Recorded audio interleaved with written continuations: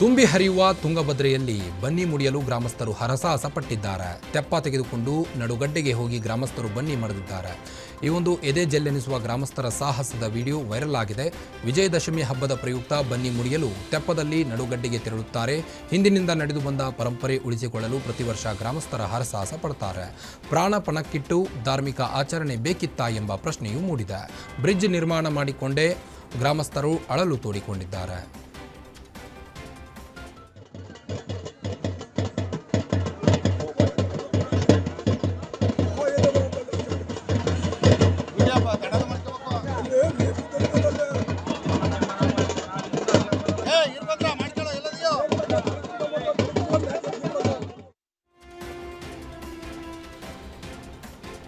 ಸಮುದ್ರದಲ್ಲಿ ಕಾಲು ಜಾರಿ ಬಿದ್ದು ಪ್ರವಾಸಿಗ ಸಾವನ್ನಪ್ಪಿದ ಘಟನೆ ಕಾರವಾರದ ಓಂ ಕಡಲ ತೀರದಲ್ಲಿ ನಡೆದಿರುವಂಥದ್ದು. ಸೆಲ್ಫಿ ತೆಗೆಯಲು ಹೋದ ಪ್ರವಾಸಿಗ ಜಾರಿ ಸಮುದ್ರದಲ್ಲಿ ಬಿದ್ದು 45 ವರ್ಷದ ಅಸ್ಲಾಂ ಮೃತಪಟ್ಟಿದ್ದು, ಮೃತದೇಹವನ್ನು ಪ್ರಾಥಮಿಕ ಆರೋಗ್ಯ ಕೇಂದ್ರಕ್ಕೆ ರವಾನೆ ಮಾಡಲಾಗಿದೆ. ಒಟ್ಟು 10 ಜನರು ಜೊತೆಯಾಗಿ ಪ್ರವಾಸಕ್ಕೆ ತೆರಳಿದ್ದ ವೇಳೆ ಅವಘಡ ಸಂಭವಿಸಿದೆ. ಸ್ಥಳಕ್ಕೆ ಪೊಲೀಸರು ಭೇಟಿ ನೀಡಿ ಪರಿಶೀಲನೆ ನಡೆಸಿದ್ದಾರೆ.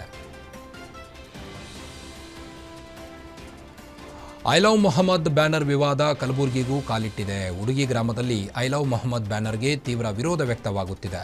ಸಚಿವ ಶರಣ್ ಪ್ರಕಾಶ್ ಪಾಟೀಲ್ ಸ್ವಗ್ರಾಮದಲ್ಲೇ ವಿವಾದ ಹೆಚ್ಚಾಗಿದ್ದು, ಜಿಹಾದಿ ಮನಸ್ಥಿತಿಯಿಂದ ಹೊರಬನ್ನಿ ಸಚಿವರೇ ಅಂತ ಪೋಸ್ಟರ್ ಹಾಕಿದ್ದಾರೆ. ಸೋಷಿಯಲ್ ಮೀಡಿಯಾದಲ್ಲಿ ಕೆಲವು ಸಂಘಟನೆಗಳ ಆಕ್ರೋಶ ಹೊರಹಾಕಿದ್ದು, ಸೇಡಂನಲ್ಲಿ ತುಘಲಕ್ ದರ್ಬಾರ್ ನಡೆಯುತ್ತಿದೆ, ಹಿಂದೂ ಸಮಾಜವನ್ನ ಏನು ಮಾಡಲು ಹೊರಟಿದ್ದೀರಿ ಎಂದು ಸೋಷಿಯಲ್ ಮೀಡಿಯಾದಲ್ಲಿ ಸಚಿವರನ್ನ ಪ್ರಶ್ನಿಸಿದ್ದಾರೆ. ಈ ವೇಳೆ ಪೊಲೀಸರು ಎಚ್ಚೆತ್ತು ಐ ಲವ್ ಮೊಹಮ್ಮದ್ ಬ್ಯಾನರ್ ಅನ್ನು ತೆರವುಗೊಳಿಸಿದ್ದಾರೆ. ಚಾಮರಾಜನಗರ ಜಿಲ್ಲೆಯ ಹನೂರು ತಾಲೂಕಿನ ಮೇಲೆ ಮಹದೇಶ್ವರ ವನ್ಯಧಾಮದಲ್ಲಿ 5 ಹುಲಿಗಳು ಸಾವಿಗೀಡಾಗಿದ್ದ ಪ್ರಕರಣ ಸಾಕಷ್ಟು ಸಂಚಲನ ಸೃಷ್ಟಿಸಿತ್ತು. ಇದೀಗ ಮಾದಪ್ಪನ ಬೆಟ್ಟದ ತಪ್ಪಲಲ್ಲಿ ಮತ್ತೆ ಬೇಟೆಗಾರರು ಸಕ್ರಿಯರಾಗಿರುವ ಅನುಮಾನ ಸೃಷ್ಟಿಯಾಗಿದೆ. ಹನೂರು ತಾಲೂಕಿನ ಪಚ್ಚೆದೊಡ್ಡಿ ಗ್ರಾಮದ ಹತ್ತಿರ ಭೂಮಿಯಲ್ಲಿ ಮಣ್ಣಿನಲ್ಲಿ ಮರೆ ಮಾಡಿ ಇಡಲಾಗಿದ್ದ ಹುಲಿಯ ಅರ್ಧ ಕಳೇಬರ ಪತ್ತೆಯಾಗಿದೆ. ಹುಲಿಯ ತಲೆ, ಭುಜ, ಮುಂಗಾಲುಗಳು ಮಾತ್ರ ಲಭ್ಯವಾಗಿದೆ. ಉಳಿದ ಭಾಗಗಳು ನಾಪತ್ತೆಯಾಗಿದೆ. ಈ ಘಟನೆ ಮಲೆಮಹದೇಶ್ವರ ವನ್ಯಜೀವಿ ಧಾಮದ ಹನೂರು ಬಫರ್ ವಲಯ ವ್ಯಾಪ್ತಿಯಲ್ಲಿ ಒಂದು ಘಟನೆ ಸಂಭವಿಸಿದೆ. ಪುತ್ರಿಯನ್ನು ಕೊಂದು ತಾಯಿಯು ನೇಣಿಗೆ ಶರಣಾಗಿರುವ ಘಟನೆ ಶಿವಮೊಗ್ಗದ ಶರಾವತಿ ನಗರದ ವಸತಿ ಗೃಹದಲ್ಲಿ ನಡೆದಿದೆ. ಪತಿ ರಾಮಣ್ಣ ಕೆಲಸಕ್ಕೆ ತೆರಳಿದ್ದ ವೇಳೆ 11 ವರ್ಷದ ಮಗಳು ಪೂರ್ವಿಕಾಳನ್ನ ಕೊಲೆಗೈದ ಶ್ರುತಿ ತಾನು ನೇಣಿಗೆ ಶರಣಾಗಿದ್ದಾಳೆ. ಮೆಗ್ಗಾನ್ ಜಿಲ್ಲಾಸ್ಪತ್ರೆ ಲ್ಯಾಬ್ ಟೆಕ್ನಿಷಿಯನ್ ಆಗಿರುವ ರಾಮಣ್ಣ ಡ್ಯೂಟಿ ಮುಗಿಸಿ ಮನೆಗೆ ಬಂದು ನೋಡಿದಾಗ ಘಟನೆ ಬೆಳಕಿಗೆ ಬಂದಿರುವಂಥದ್ದು. ಶ್ರುತಿ ಮಾನಸಿಕ ಅಸ್ವಸ್ಥೆಯಾಗಿದ್ದು ಚಿಕಿತ್ಸೆಯನ್ನು ಪಡೆಯುತ್ತಿದ್ರು ಎನ್ನಲಾಗಿದೆ. ಘಟನಾ ಸ್ಥಳಕ್ಕೆ ಎಸ್ಒಸಿಒ ಟೀಮ್ ಹಾಗೂ ಎಸ್ಪಿ ಜಿಕೆ ಮಿಥುನ್ ಕುಮಾರ್ ಭೇಟಿ ನೀಡಿ ಪರಿಶೀಲನೆ ನಡೆಸಿದ್ದಾರೆ. ಯಾರು ಸಂಪರ್ಕ ಇರಲಿಲ್ಲ. ಅವರಾಯಿತು, ಅವ್ರ ಮನೆ ಆಯಿತು, ಗಂಡ ಹೆಂಡತಿ ಮಕ್ಕಳು ಮಿಂಗಲಾಗಿ ಚೆನ್ನಾಗಿದ್ದರು. ಬಟ್ ಇವತ್ತು ರಾಮಣ್ಣನ ಬಾಯಲ್ಲಿ ನಾನು ಕೇಳಿದ ಇನ್ಸಿಡೆಂಟ್ ಆಗಿ ಕೇಳಿದ ಮೇಲೆ ಅವರು ಮಾನಸಿಕ ವ್ಯಸ್ತತೆ ಇದ್ದರು, ಮಾತೆ ತೊಗೊತಾ ಇದ್ರು ಅಂತ ಹೇಳಿದ್ರು. ಇವತ್ತು ಆ ಘಟನೆ ನಡೆದಿದೆ. ಬಟ್ ಯಾರು ಯಾವ ಮನೆಯಲ್ಲೂ ಜಾತಿ ಗಣತಿ ಸಮೀಕ್ಷೆಗೆ ಹೋದ ಗಣತಿದಾರರ ಶಿಕ್ಷಕಿಯ ಮೇಲೆ ದೌರ್ಜನ್ಯ ಮಾಡಿದ್ದಾರೆ. ಜಾತಿ ಗಣತಿಗೆ ಹೋದ ಸಿಬ್ಬಂದಿ ಧರ್ಮ ಕೇಳಿ ದರ್ಪ ಮೆರೆದಿದ್ದಾರೆ. ಈ ಅವಮಾನನೀಯ ಘಟನೆ ಒಂದು ತುಮಕೂರಿನ ಭೀಮಸಂದ್ರದಲ್ಲಿ ನಡೆದಿರುವಂಥದ್ದು.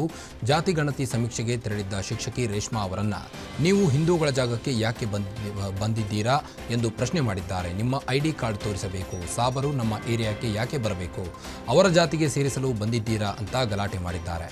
ಜಾತಿ ಧರ್ಮ ಹಿಡಿದು ನಿಂದಿಸಿದ ವ್ಯಕ್ತಿಗಳ ವಿಡಿಯೋ ವೈರಲ್ ಆಗಿದೆ.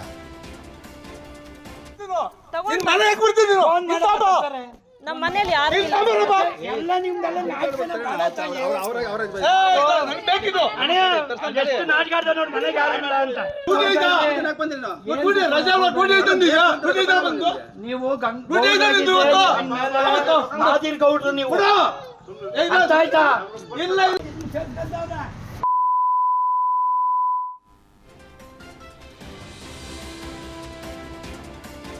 ಮದ್ದೂರು ಪಟ್ಟಣ ಪುರಸಭೆಯನ್ನ ನಗರಸಭೆಗೆ ಏರಿಕೆಯಾಗಿಸಿದರೂ ಗೊಂದಲ ಗದ್ದಲ ಮುಂದುವರೆದಿದೆ. ನಗರಸಭೆಯಿಂದ ತಮ್ಮ ಗ್ರಾಮ ಪಂಚಾಯಿತಿಗಳನ್ನು ಕೈಬಿಡುವಂತೆ ರೈತರು ಸೇರಿ ಪ್ರಗತಿಪರರು ಆಗ್ರಹಿಸಿದ್ದಾರೆ. ಮದ್ದೂರು ನಗರಸಭೆ ಎದುರು ರೈತ ನಾಯಕಿ ಸುನಂದ ಜಯರಾಮ್ ನೇತೃತ್ವದಲ್ಲಿ ನಗರಸಭೆ ವ್ಯಾಪ್ತಿಯ ಗೊರವನಹಳ್ಳಿ, ಗೆಜ್ಜಲಗೆರೆ ಹಾಗೂ ಚಾಮನಹಳ್ಳಿ ಗ್ರಾಮ ಪಂಚಾಯತ್ ಗ್ರಾಮಸ್ಥರಿಂದ ಪ್ರತಿಭಟನೆ ಮಾಡಿದ್ದಾರೆ. ನಗರಸಭೆ ಹೆಸರೇಳಿಕೊಂಡು ಗ್ರಾಮ ಪಂಚಾಯಿತಿಗೆ ಕಾಲಿಟ್ಟರೆ ಧರ್ಮದೇಟಿನ ಎಚ್ಚರಿಕೆ ನೀಡಿದ್ದಾರೆ. ಸಿಗರೇಟ್ ಬಾಕಿ ಹಣ ವಿಷಯ ಹಿಂದೂ ಮುಸ್ಲಿಂ ಸಂಘರ್ಷಕ್ಕೆ ಕಾರಣವಾಗಿದೆ. ಗದಗ ಜಿಲ್ಲೆ ಶಿರಹಟ್ಟಿ ಪಟ್ಟಣದ ತಳಗೇರಿ ಬಡಾವಣೆಯಲ್ಲಿ ಎರಡು ಗುಂಪುಗಳ ಮಧ್ಯೆ ಮಾರಾಮಾರಿ ನಡೆದಿರುವಂಥದ್ದು. ಘಟನೆಯಲ್ಲಿ 5 ಹಿಂದೂ, ಓರ್ವ ಮುಸ್ಲಿಂ ವ್ಯಕ್ತಿ ಸೇರಿ 6 ಜನರಿಗೆ ಗಾಯಗಳಾಗಿವೆ. ಗಾಯಾಳುಗಳಿಗೆ ಗದಗ ಜಿಲ್ಲಾಸ್ಪತ್ರೆಯಲ್ಲಿ ಚಿಕಿತ್ಸೆ ಮುಂದುವರೆದಿದ್ದು, ಗ್ರಾಮದ ಅಬ್ದುಲ್ ಬೀಡಾ ಅಂಗಡಿಯಲ್ಲಿ ದೇವಪ್ಪ ಎಂಬಾತ ಸಿಗರೇಟ್ ಟೀ ಹಣ ಬಾಕಿ ಉಳಿಸಿಕೊಂಡಿದ್ದ. ಬಾಕಿ ಹಣ ಕೊಡುವ ವಿಚಾರಕ್ಕೆ ಕಿರಿಕಾಗಿದೆ. ಈ ವೇಳೆ ಭಾರೀ ಹೈಡ್ರಾಮಾವೇ ನಡೆದು ಹೋಗಿದೆ. ಶಿರಹಟ್ಟಿ ಪೊಲೀಸ್ ಠಾಣೆಯಲ್ಲಿ ಈ ಒಂದು ಕೇಸ್ ದಾಖಲಾಗಿದೆ.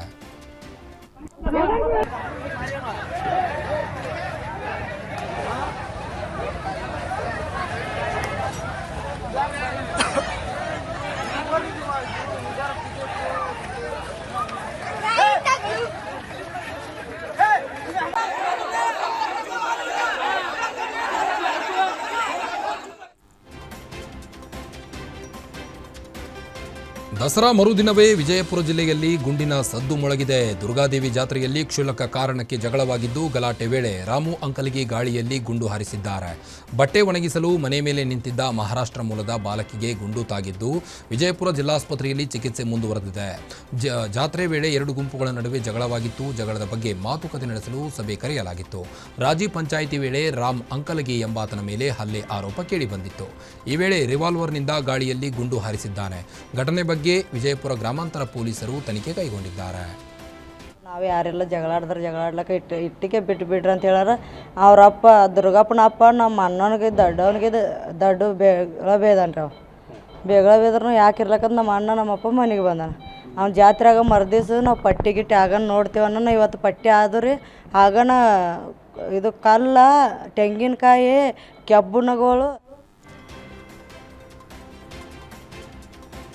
ಚಿಂತಾಮಣಿಯಲ್ಲಿ ಮಧ್ಯರಾತ್ರಿ ಲಾಂಗು ಮಚ್ಚಿನ ಸದ್ದು ಜಳಪಿಸಿದೆ. 4 ಜನರ ಮೇಲೆ ಲಾಂಗು ಮಚ್ಚುಗಳಿಂದ ಭೀಕರವಾಗಿ ಹಲ್ಲೆ ನಡೆದಿರುವಂಥದ್ದು. ಅದೃಷ್ಟವಶಾತ್ ಯಾರಿಗೂ ಪ್ರಾಣಹಾನಿಯಾಗಿಲ್ಲ. ಬೆಂಗಳೂರಿನಿಂದ ಪುಡಿ ರೌಡಿಗಳನ್ನು ಕರೆತಂದು ಗ್ರಾಮಕ್ಕೆ ನುಗ್ಗಿಸಿದ ಕಿರಾತಕರು ಶಫಿ ಅರ್ಬಾಜ್, ಜುನೇದ್ ಅಹಮದ್ ಎಂಬುವವರ ಮೇಲೆ ಹಲ್ಲೆ ಮಾಡಿದ್ದಾರೆ. 2 ಕುಟುಂಬಗಳ ನಡುವೆ ಹಳೆ ದ್ವೇಷದ ಹಿನ್ನೆಲೆ ಈ ಒಂದು ಕೃತ್ಯ ನಡೆದಿದೆ. ಗಾಯಾಳುಗಳಿಗೆ ಚಿಂತಾಮಣಿ ಸಾರ್ವಜನಿಕ ಆಸ್ಪತ್ರೆಯಲ್ಲಿ ಚಿಕಿತ್ಸೆ ಮುಂದುವರೆದಿದ್ದು, ಸ್ಥಳಕ್ಕೆ ಚಿಂತಾಮಣಿ ಗ್ರಾಮಾಂತರ ಪೊಲೀಸರು ಭೇಟಿ ನೀಡಿ ಪರಿಶೀಲನೆ ನಡೆಸಿದ್ದಾರೆ.